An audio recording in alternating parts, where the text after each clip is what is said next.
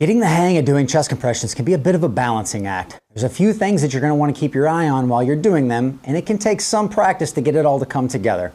First things first, we got to get your victim down to the floor. We cannot do CPR on someone who's still lying in a bed or on a couch or in a chair. We need a firm, hard surface below the person in need. You're going to position yourself right next to the person so you can get your torso right over the top of theirs. Think of the letter T. They're going to be laying off on the ground. You're going to be next to them with your knees up against their rib cage. Now you're going to take your left hand, your right hand, whichever one you want. You're going to place the heel of that hand on the lower half of their breastbone. Then put your other hand on top of your first hand.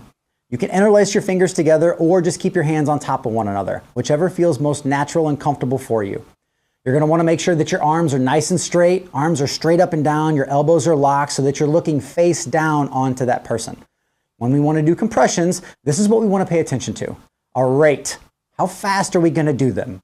The depth, just how deep we're pushing, and the quality.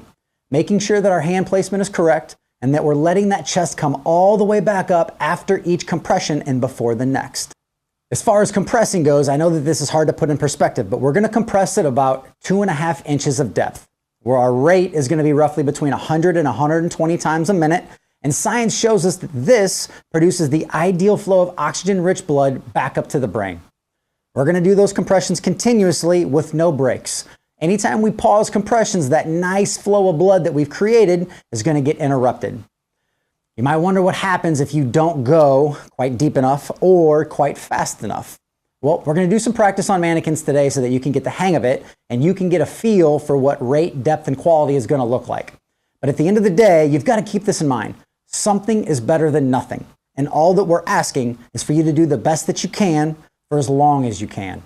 I would rather walk into a scene and see somebody doing B+ quality CPR than somebody doing nothing at all for the person in need on the ground. Pretty common question, totally fair to ask. Am I going to break ribs doing CPR? Short answer, absolutely. It's very possible to pop the cartilage that surrounds their sternum and keeps the ribs attached to it. As I compress on the chest, there is a highly likely chance that you're going to separate the two and you're going to break some of those ribs. It's okay. Broken ribs heal.